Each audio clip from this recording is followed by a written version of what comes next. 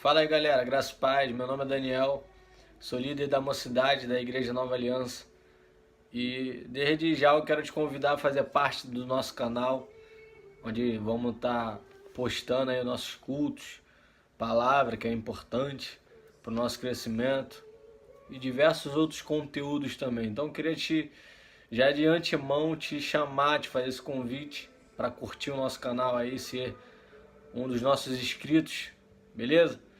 Fica aí o nosso, o nosso convite. Queria compartilhar algo de Deus contigo. Tá lá no livro de Lucas, Lucas 7.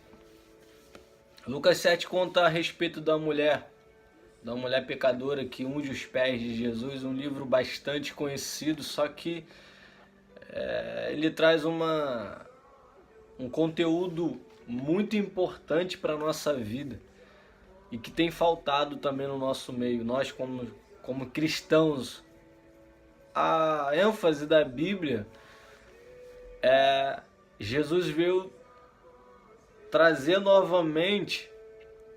nos trazer novamente para um sentido real da vida, porque a galera, desde da época da antiguidade, dos profetas, da lei, dos juízes, a galera não estava se respeitando mais. Cada um estava vivendo por conta de si próprio, no seu egoísmo. Então a gente vê que Jesus veio tentar trazer um real sentido para a vida. Trazer a galera novamente para perto de Deus. Ou seja, Jesus é o nosso sumo sacerdote.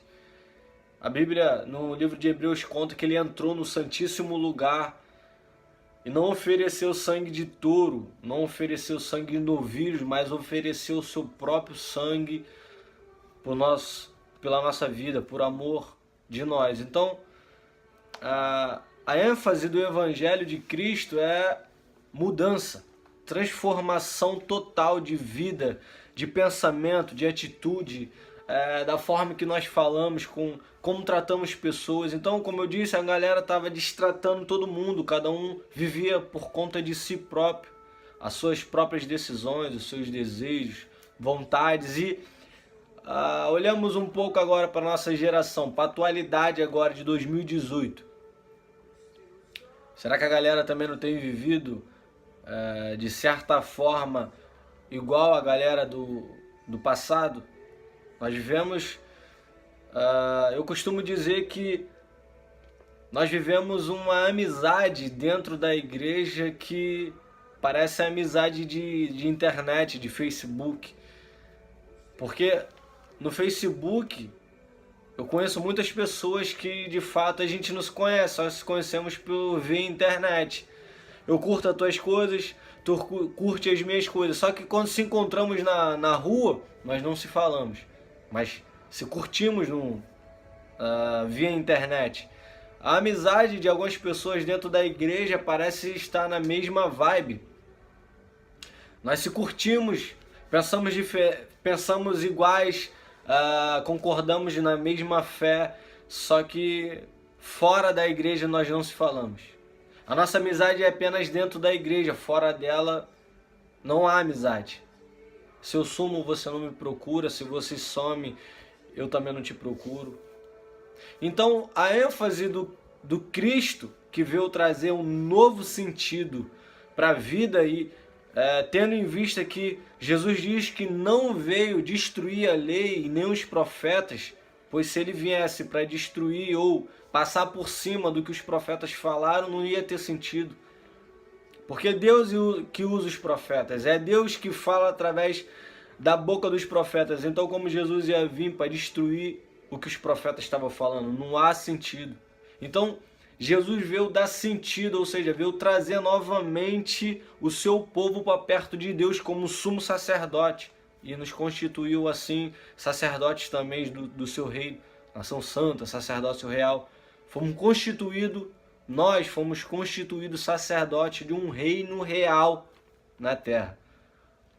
Só que quando nós olhamos para a igreja, quando eu digo igreja, eu digo nós, pois a Bíblia diz que nós somos uma pedra viva que compomos a igreja. Somos uma pedra que o mundo olha e vê, ou tem que ver, uma diferença na nossa vida, não por sermos melhores do que ninguém, não, mas por carregarmos alguém dentro de nós que é superior a tudo, todas as coisas.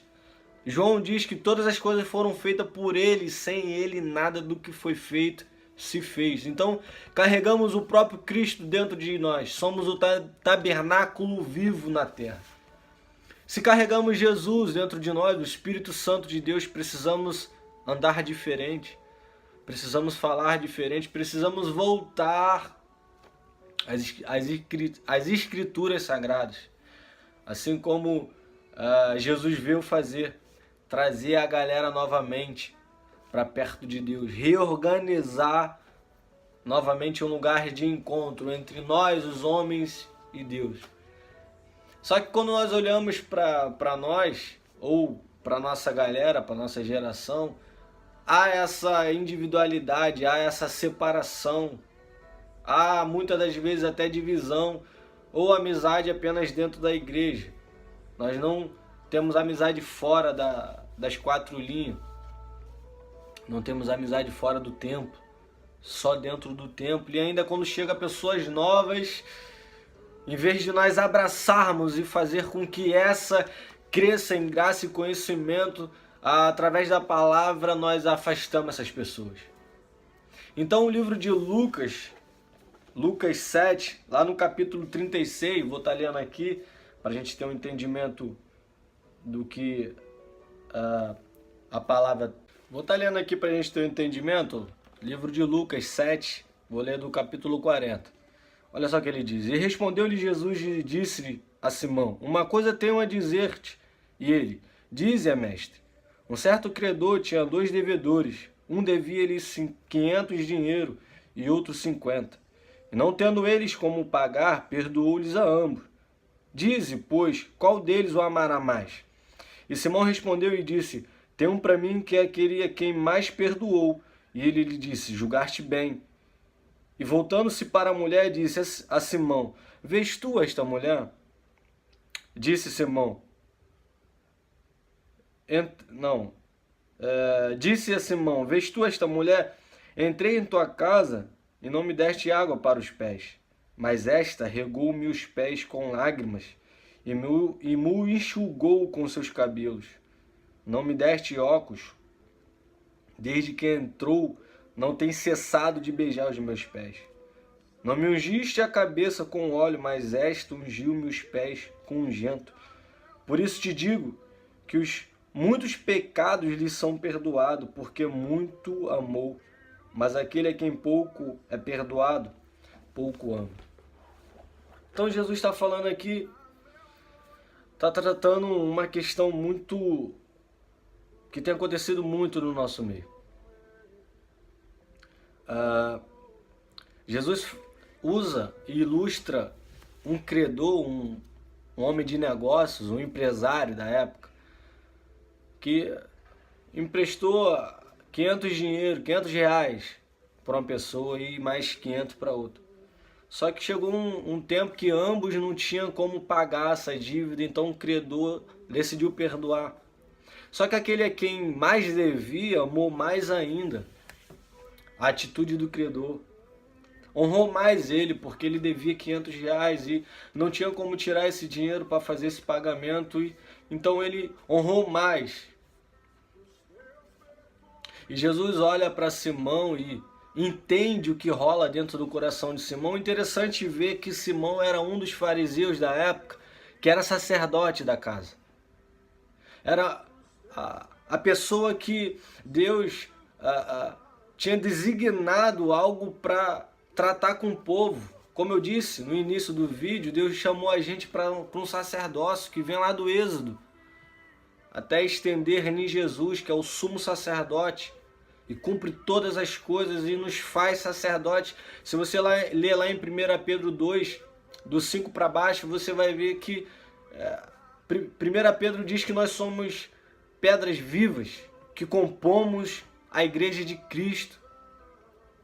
que somos um sacerdócio real também, fomos chamados para o sacerdócio, fomos chamados para exercer uma tal função para o Rei da Glória na face da terra, reorganizar um lugar de encontro entre Deus e os homens.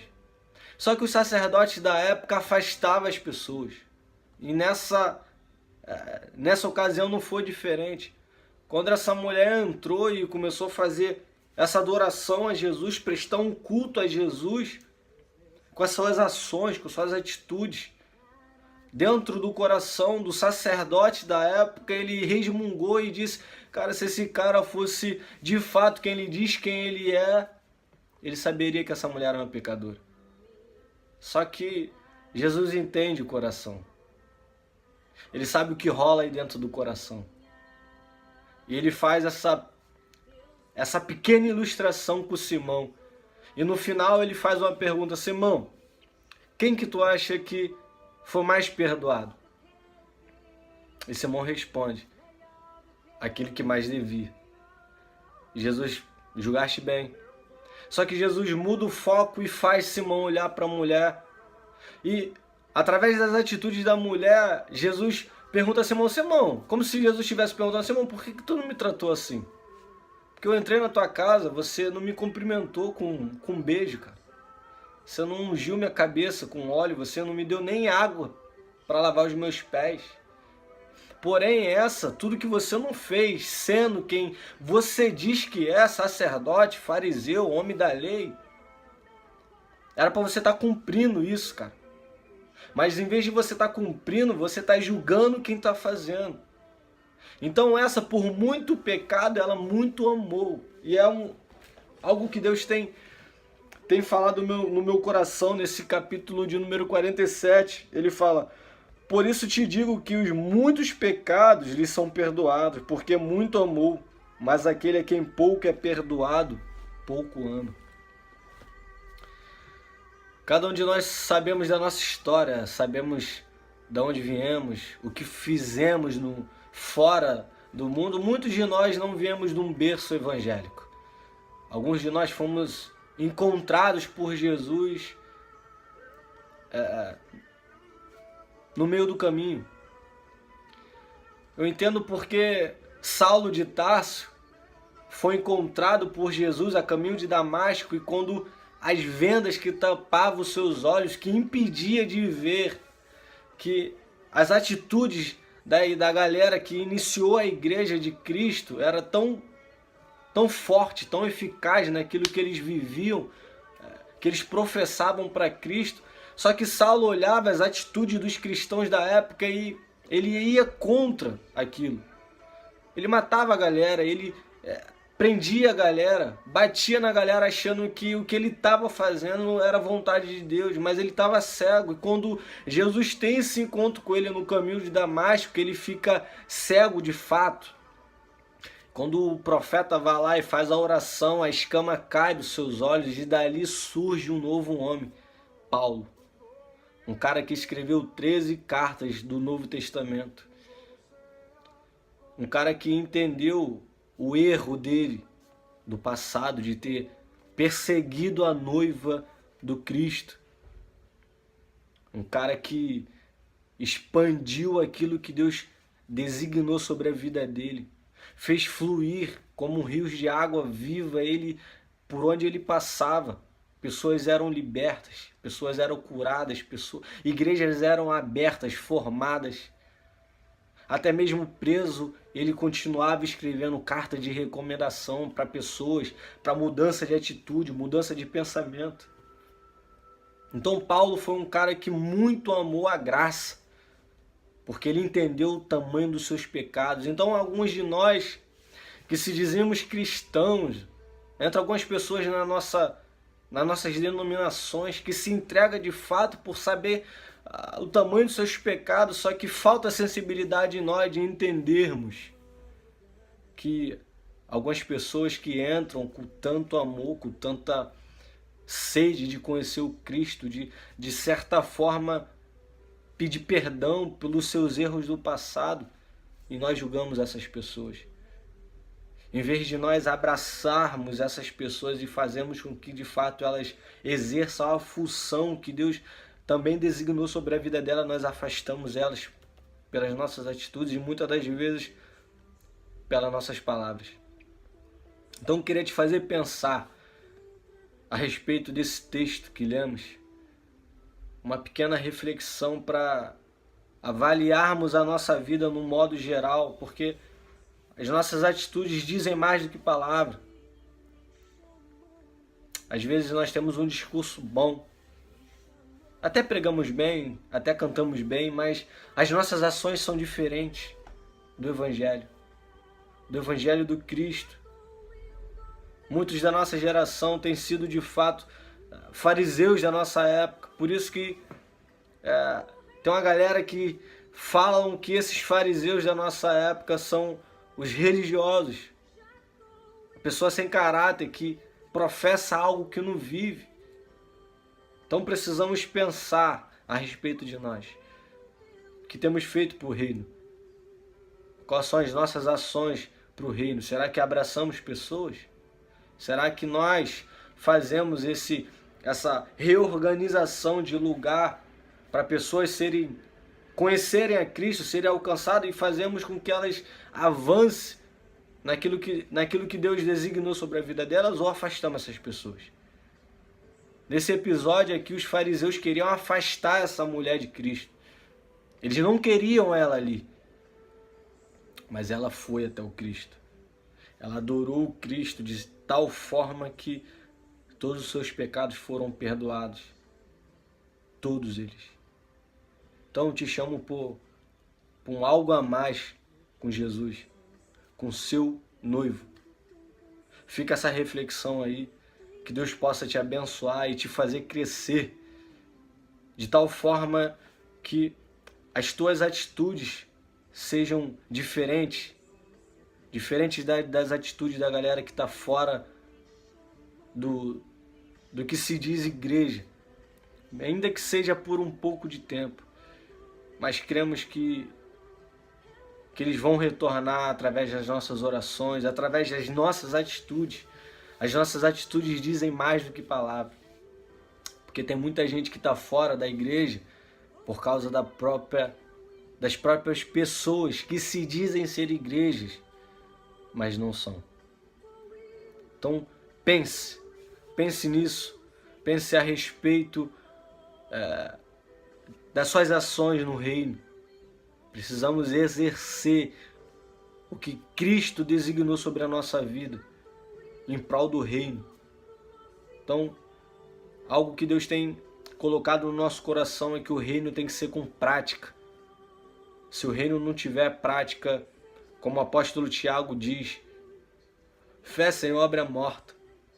Então, se você só apenas ouvinte, não praticante, não adianta. Graça e paz, que Deus te abençoe, no nome de Jesus.